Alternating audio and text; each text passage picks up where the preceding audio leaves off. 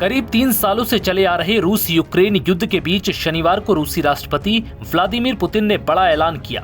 Putin ने Ukraine के साथ युद्ध को लेकर कम अवधि के संघर्ष विराम की घोषणा की। ईस्टर के चलते रूस 19 अप्रैल की शाम 6 बजे से 21 अप्रैल तक हमला नहीं करेगा।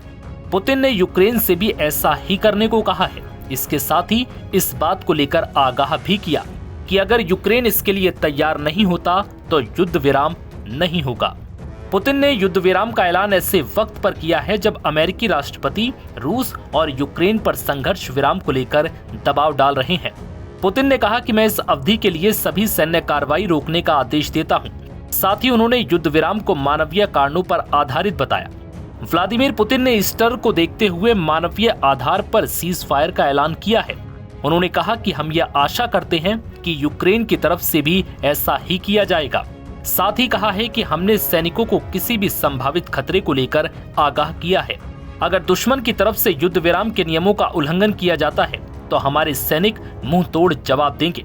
पुतिन ने chief of general staff general Gerasimov के साथ एक बैठक में ये घोषणा की।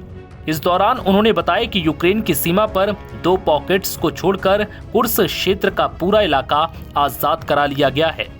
अगस्त 2024 में रूस के AFU ने एक हमले के बाद इस क्षेत्र के कुछ हिस्सों पर कब्जा कर लिया था। रूस की ओर से कम अवधि के लिए ही सही ये युद्ध विराम का प्रस्ताव ऐसे वक्त में सामने आया जब अमेरिका के राष्ट्रपति डोनाल्ड ट्रंप रूस और यूक्रेन दोनों पर युद्ध विराम पर सहमत होने के लिए दबाव डाल रहे हैं। हालांकि अब तक उन्हें इस मामले में बड़ी सफलता नहीं मिली। अमेरिकी राष्ट्रपति डोनाल्ड ट्रंप ने गुरुवार को जेलेंस्की को लेकर नरमी दिखाते हुए कहा था कि वो रूसी हमलों के लिए उनको जिम्मेदार नहीं मानते, लेकिन रूस यूक्रेन युद्ध शुरू होने को लेकर ट्रंप ने सभी नेताओं को जिम्मेदार ठहराया।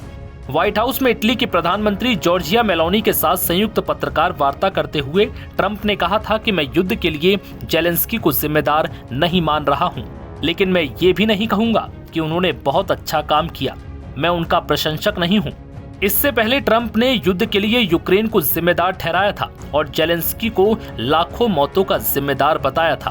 ट्रंप की तरफ से रूस के साथ शांति प्रस्ताव को लेकर बीते दिनों जेलेंस्की ने कहा था कि जल्दबाजी में किसी भी नतीजे पर पहुंचने से पहले डोनाल्ड ट्रंप को एक बार यूक्रेन आना चाहिए और यहां के चर्च, अस्पताल, युद्ध में शहीद सैनिकों के परिवारों से मिलना चाहिए ताकि उन्हें जमीनी हकीकत का पता चल सके। नव भारत टाइम्स की रिपोर्ट।